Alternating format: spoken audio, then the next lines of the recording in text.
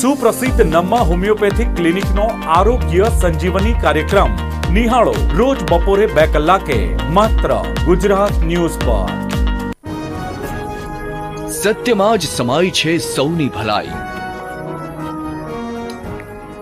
જવાબદારો ભૂલશે જવાબદારી તો ભાસ્કર લખશે સાચી વાત બેધડક.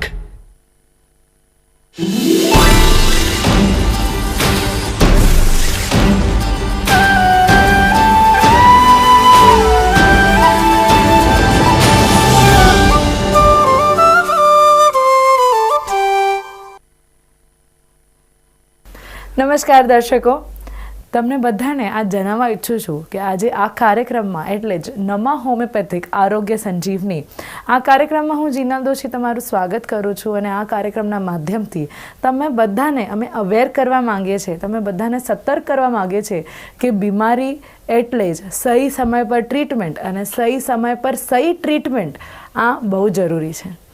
એવી જ રીતે આજે તમને બધાને જ એલર્જી અસ્થમા આ વિશે જાણકારી આપવા આપણી સાથે નમ્મા હોમિયોપેથિકના કાર્યરત ડૉક્ટર ઘટા આપણી સાથે છે. ડૉક્ટર ઘટા, તમારું કાર્યક્રમમાં સ્વાગત છે અને આપણી સાથે આ કાર્યક્રમમાં જોડીને દર્શકોને માર્ગદર્શન આપવા માટે ધન્યવાદ. પણ તમને બધાને નમ્મા હોમિયોપેથિક બદલ થોડી જાણકારી આપો. નમ્મા હોમિયોપેથિક મહારાષ્ટ્ર અને કર્ણાટકમાં એમની 21 બ્રાન્ચ છે.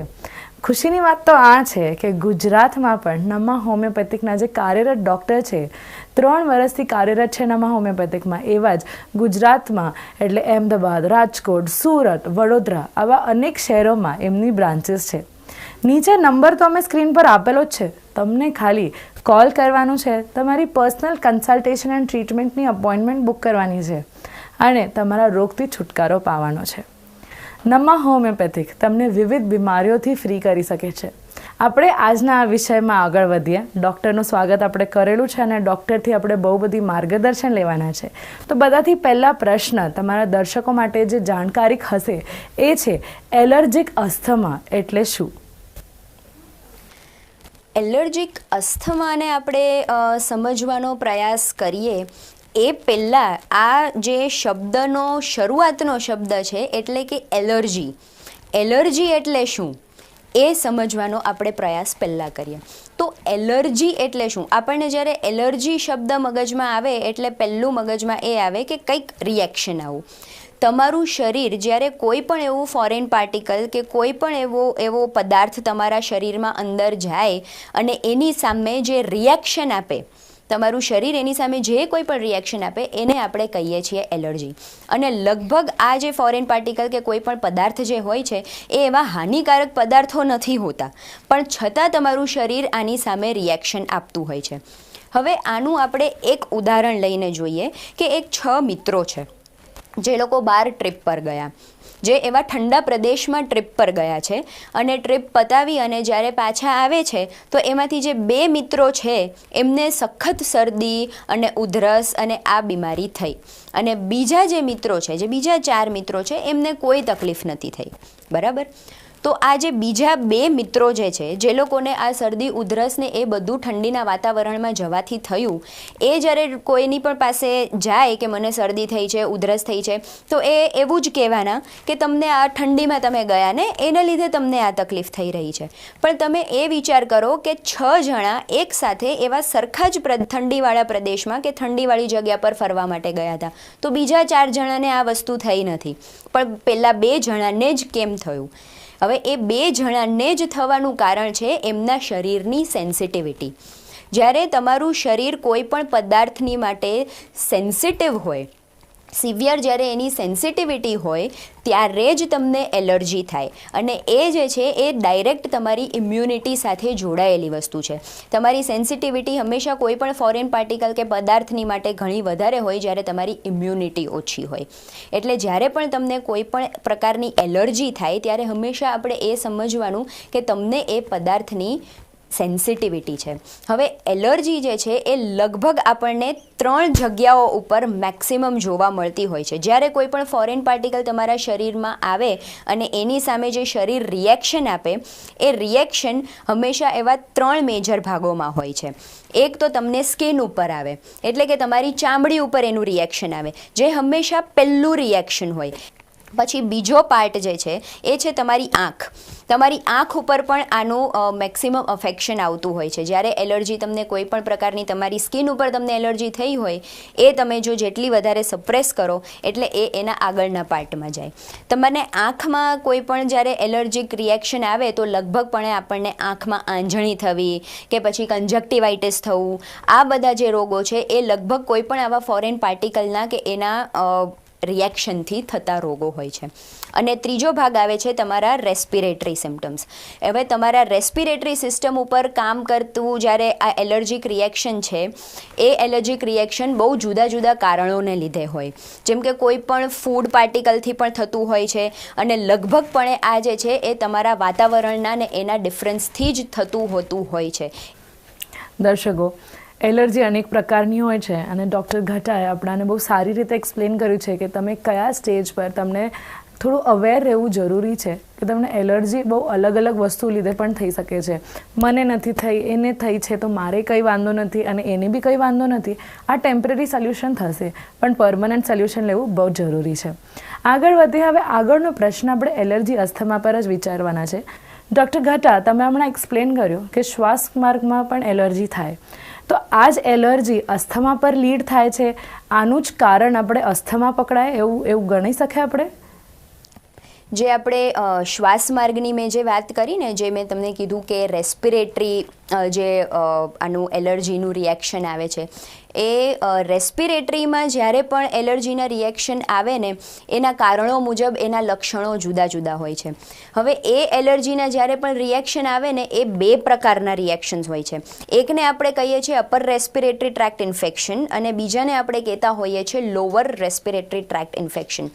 અપર રેસ્પિરેટરી ટ્રેક્ટ ઇન્ફેક્શન જે છે એ હંમેશા ફર્સ્ટ અપ્રોચ હોય, એટલે કે જ્યારે પણ તમને એલર્જી રેસ્પિરેટરી સિસ્ટમ ઉપર અટેક કરે અને જ્યારે એ એલર્જીક રિએક્શન કોઈ પણ ફોરેન પાર્ટિકલનું આવે ત્યારે તમને સૌથી પહેલાં અપર રેસ્પિરેટરી ટ્રેક્ટ ઇન્ફેક્શન્સ થાય. હવે એ ઇન્ફેક્શનમાં સૌથી કોમનેસ્ટ છે, મેં જે તમને વાત કરી કે તમે કોઈ પણ એવા ઠંડા વાતાવરણમાં ગયા કે કોઈ પણ એવા પદાર્થનું સેવન કર્યું, કાંઈ પણ એવું ખાધું, આઈસ્ક્રીમ ખાધો કે ચોકલેટ ખાધી કે એવું કાંઈ પણ ખાધું, તો એને લીધે ઘણી બધી વખત તમને શરદી થઈ જાય છે, જેને આપણે એલર્જીક રાઇનાઇટિસ કહેતા હોઈએ છીએ. તમને જ્યારે સખત શરદી થઈ જાય અને એકદમ પ્રવાહ નીકળવા માંડે, માથું દુખવા માંડે, આ પ્રકારના જે તમને લક્ષણો જોવા મળે એને કહેવાય એલર્જીક રાઇનાઇટિસ.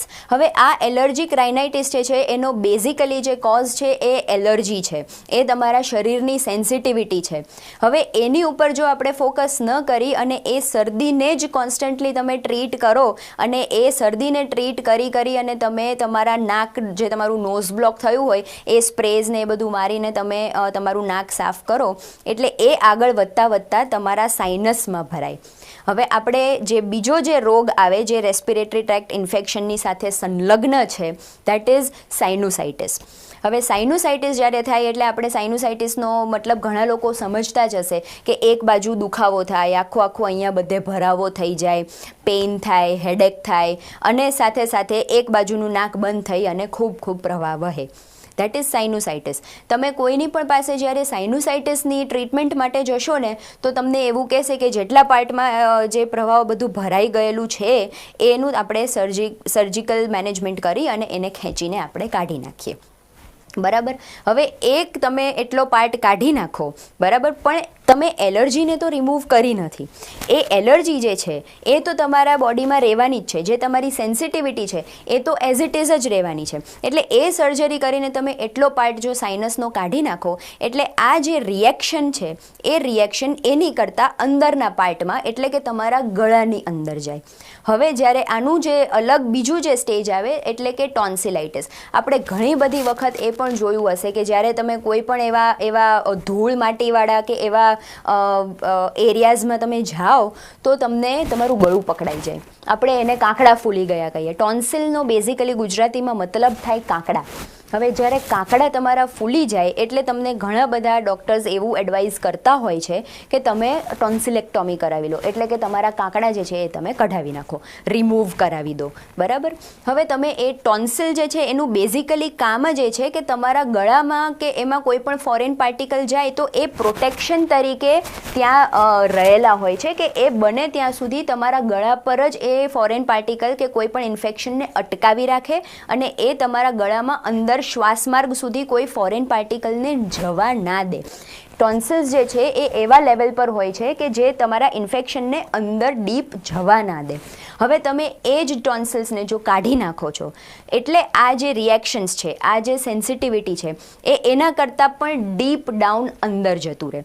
તો જે ટોન્સિલાઇટિસની મેં વાત કરી કે જ્યારે ટોન્સિલાઇટિસ થાય ત્યારે તમારે ટોન્સિલેક્ટોમી કરવી it is never a solution, કારણ કે એને લીધે તમે એ જગ્યા અને એ જે માર્ગ છે એ તમે ખોલી નાખો છો એ બધા એલર્જન્સ માટે કે જે તમને અંદરના બધા જે ઇમ્પોર્ટન્ટ ઓર્ગન્સ છે, જે કામના બધા ઓર્ગન્સ છે એની ઉપર પણ ઇન્ફેક્શન કરી શકે. અને જ્યારે એ ઇન્ફેક્શન ડીપ ડાઉન જાય ત્યારે આ રોગ જે છે એ લગભગપણે એલર્જીક અસ્થમામાં કન્વર્ટ થઈ શકતો હોય છે.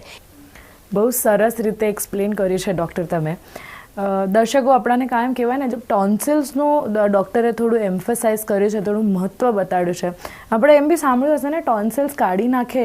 ટોન્સિલ્સ એવી વસ્તુ છે તમને શાયદ ડાયાબિટીક આ રોગથી પણ પ્રિવેન્ટ કરે છે, બરાબર. તો ટોન્સિલ્સ કાઢી નાખવું અને એલર્જીને ઇગ્નોર કરવું આ સોલ્યુશન નથી.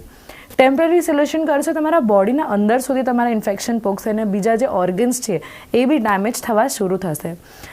હવે ડૉક્ટર, ઇન્ટરેસ્ટિંગ ટૉપિક ચાલુ છે અને દર્શકો બી આપણા સાથે જોડાયેલા છે. દર્શકો, તમારાથી વિનંતી છે કે આ શો છોડીને જતા નહીં, કેમ કે આના આગળ એલર્જી આ આટલી કોમન રોગ છે કે આજુબાજુ આપણે બધાને જ આપણે રોગ દેખતા હોઈએ છીએ કે કોઈકને સ્મેલ એલર્જી છે, કોઈને ડસ્ટ એલર્જી, કોઈને ફ્લાવર, કોઈને રોઝિસ, કોઈને પીનટ્સ એલર્જી હોય, બરાબર, શિંગદાણાની પણ એલર્જી હોય. તો આ વિષય પર આપણે હજુ બોલશું, પણ હમણાં એક છોટો બ્રેકનો સમય થયો છે. વેલકમ બેક દર્શકો, અને ફરીથી બ્રેક પછી નમા હોમિયોપેથિક આરોગ્ય સંજીવની આ કાર્યક્રમમાં સ્વાગત છે. આજનો વિષય આપણો છે એલર્જીક અસ્થમા. ડૉક્ટર ઘટા આપણી સાથે જોડાયા છે અને તમે બધાને માર્ગદર્શન કરે છે કે એલર્જી અને દમ એટલે અસ્થમા કેવી રીતે થાય, શું થાય. આગળનો હવે પ્રશ્ન ડૉક્ટર ઘટા માટે છે કે આના લક્ષણો શું છે, આ કેવી રીતે થાય અને દમ વિશે થોડી જાણકારી આપણા દર્શકોને આપો. અસ્થમા વિશે આપણે અત્યારે વાત કરીએ છીએ તો અસ્થમા એટલે દમની બીમારી, બરાબર. હવે દમની જે બીમારી છે એ લગભગ તમારા શ્વાસમાર્ગ અને તમારા ફેફસાને પ્રભાવિત કરતી બીમારી છે. એટલે કે જ્યારે તમારા ફેફસામાં કે તમારા શ્વાસમાર્ગમાં જ્યારે લાંબા સમય સુધી સોજો રહે, કોઈ ઇન્ફેક્શન રહે કે કોઈ આવી રીતની એલર્જી રહે ત્યારે તમને દમની બીમારી થાય છે. હવે દમની બીમારીના પણ બે પ્રકારો છે. એકને કહેવાય છે નોન એલર્જીક અને બીજાને કહેવાય છે એલર્જીક. જે એલર્જીક છે એની વિશે આપણે હમણાં વાત કરી કે કેવી રીતે એલર્જી જે છે એ ધીમે કરતાં તમારા શ્વાસમાર્ગ સુધી પહોંચી શકે છે, એની વિશે તો આપણે હમણાં વાત કરી. જે નોન એલર્જીક અસ્થમા છે એનો મતલબ શું? કોઈ પણ પ્રકારની એલર્જી નહીં, પણ કોઈ પણ પ્રકારનો લાંબા સમયથી કોઈ તણાવ હોય કે કોઈ એવું મેન્ટલ સ્ટ્રેસ હોય કે તમે કોઈ પણ રેગ્યુલર તમે લાઈક જીમમાં ને એમાં બધામાં તમે ખૂબ લાઈક શું કહેવાય ઘણા કલાકો સુધી તમે જીમને એવું કરતા હો કે બહુ જ કલાકો સુધી તમે વ્યાયામ કરતા હો કે એવી પ્રકારનું તમને તમારું વર્ક કલ્ચર હોય કે એવી પ્રકારનું તમે કોઈ કામ કરતા હો, એવા જગ્યાઓ ઉપર રહેતા હો, ત્યારે તમને જ્યારે આ પ્રકારનો અસ્થમા થાય તો એને તમે નોન એલર્જીક અસ્થમા કહી શકો છો.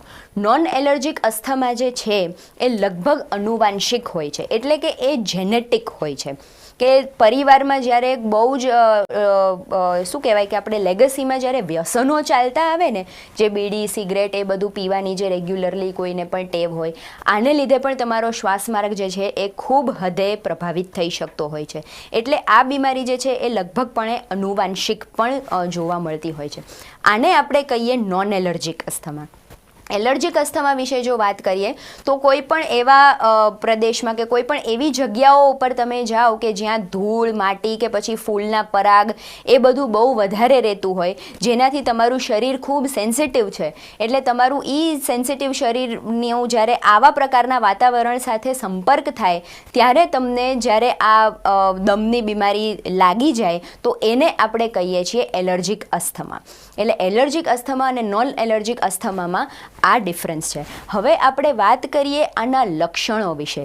તો લક્ષણો, આપણે દમની બીમારીના જે લક્ષણો છે એ બહુ બેઝિક લક્ષણો છે. અસ્થમાનો બેઝિક જે લક્ષણ છે એ છે શ્વાસ રૂંધાવો. એટલે કે તમે બરોબર શ્વાસ ન લઈ શકો, કે તમારા શ્વાસ જે છે એ થોડી વારે શોર્ટનેસ ઓફ બ્રેથ જે આપણે કહીએ, એકદમ નાના શ્વાસ તમારાથી લેવાય છે, અને તમને ઘણી બધી વખત ખૂબ છાતીમાં ભાર ને એ બધું પણ ખૂબ લાગતું હોય છે. એટલે આ પ્રકારના જો તમને સિમ્ટમ્સ જોવા મળે છે, અને આ પ્રકારના સિમ્ટમ ઘણી બધી વખત જ્યારે તમે ખૂબ એક્ઝર્શન કર્યું હોય ને ત્યારે પણ તમને હાંફ ચડે. આપણે જે હાંફ ચડવાની ફિનોમિના છે કે તમે પગથિયા ચડીને ઉપર ગયા એટલે તમને હાંફ ચડી, આ સ્ટ્રેનને લીધે થતું છે. પણ જ્યારે તમને અસ્થમા હોય ત્યારે તમને બેઠા પણ આ લક્ષણ જોવા મળે. એટલે આવા બેઠા પણ જ્યારે તમને આ લક્ષણ જોવા મળે તો એને તમે અસ્થમા કહી શકો. દર્શકો, ડૉક્ટર ઘટ્ટાએ આપણને બહુ સરસ રીતે એક્સપ્લેન કર્યું છે ને એલર્જીક અસ્થમા એટલે કેવું હોય અને શું હોય, આના લક્ષણો શું છે. અને અગર એમને એ પણ મેન્શન કર્યું કે અગર તમને લક્ષણો કંઈ દેખાય છે, તમને શરદી, ખોખલો કે તમને બીજી કંઈ એલર્જી હોય તો એની ટ્રીટમેન્ટ બહુ જલ્દના જલ્દ લેવી જોઈએ. હવે ટ્રીટમેન્ટની વાત કરી છે ડૉક્ટર ઘટ્ટાએ, તો આગળનો ક્વેશ્ચન બી આપણે ટ્રીટમેન્ટ પર જ લઈએ. નમ્મા હોમિયોપેથિકમાં ડૉક્ટર ઘટ્ટા આ એલર્જીક અસ્થમાની શું ટ્રીટમેન્ટ થાય? પહેલાં તો મેં જે વાત કરી કે એલર્જી જે છે એ બેઝિકલી આપણા શરીરમાં સેન્સિટિવિટીને લીધે થઈ રહી છે, અને સેન્સિટિવિટી જે છે એનું ડાયરેક્ટ કનેક્શન આપણી ઇમ્યુનિટી સાથે હોય. એટલે આ જે બેઝિકલી એલર્જી કે અસ્થમાનો જે રોગ છે એ તમારી ઇમ્યુનિટી ઓછી હોવાને કારણે થતો રોગ છે. એટલે તમારે ઇમ્યુનિટી તમારી વધે એની ઉપર ધ્યાન હંમેશા વધારે રાખવું જોઈએ. આપણે અસ્થમાની ટ્રીટમેન્ટમાં લગભગ જે નેબ્યુલાઇઝર લેતા હોઈએ કે પછી જે પફ લેતા હોય છે લોકો, એને આપણે સાદી ભાષામાં પફ કહીએ.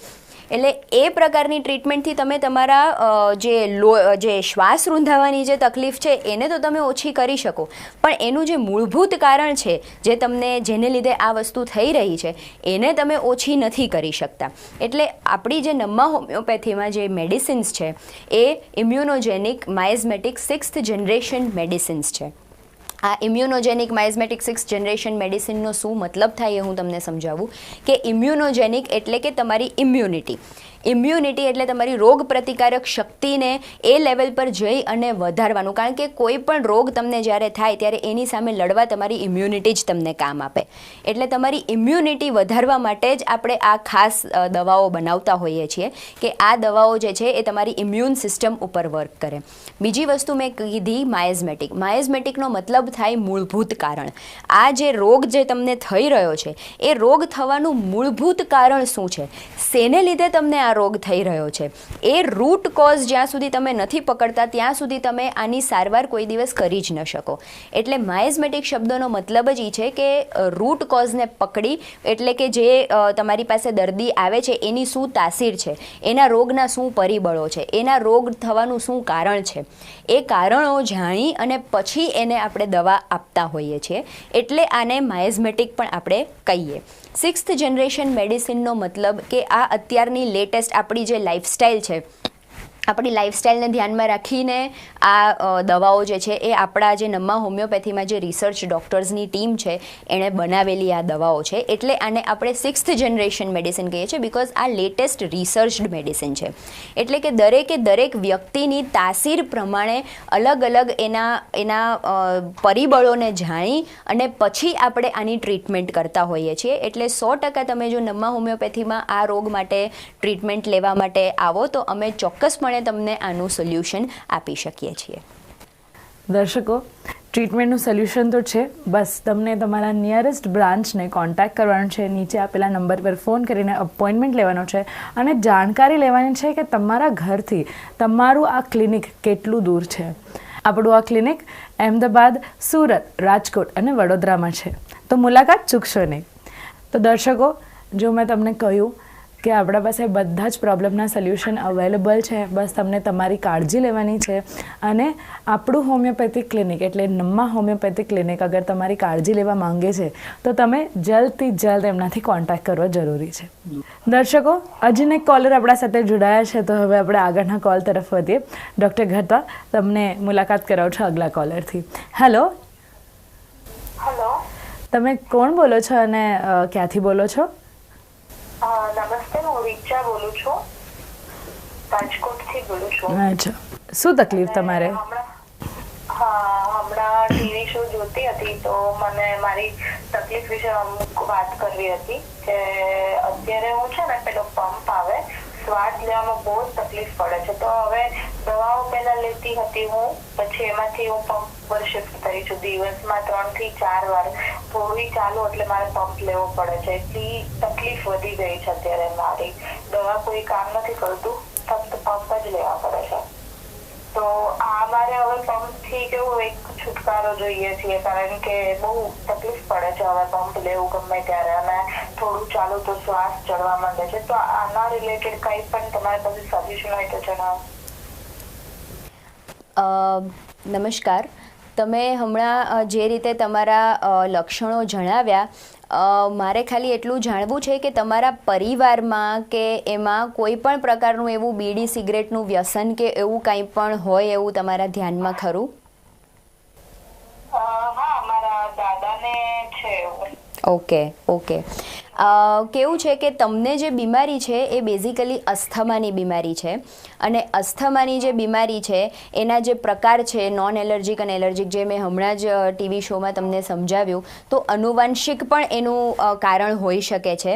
અને જે એલર્જીક હોય એનું જે કારણ છે એ ડસ્ટની એલર્જી છે, કે પછી કોઈ પણ ફૂલના પરાગ છે, જે પોલન ગ્રેન્સ આપણે કહીએ એની એલર્જી છે, કે કોઈ પણ વાતાવરણના ડિફરન્સની એલર્જી છે, એને લીધે પણ આ રોગ થઈ શકતો હોય છે. એટલે તમારું જે છે એ એલર્જીક છે કે નોન એલર્જીક છે એ તો આપણને તપાસ પછી જ ખબર પડે. પણ અસ્થમાની જે બીમારી છે એને જો આપણે સોલ્યુશન જોઈતું હોય તો તમે ગમે એટલા ઇન્હેલર્સ અને પમ્પ્સ લેશો, એનાથી થોડા સમય માટે તમારી જે આ શ્વાસ રૂંધાવાની તકલીફ છે એ ઓછી થઈ શકે.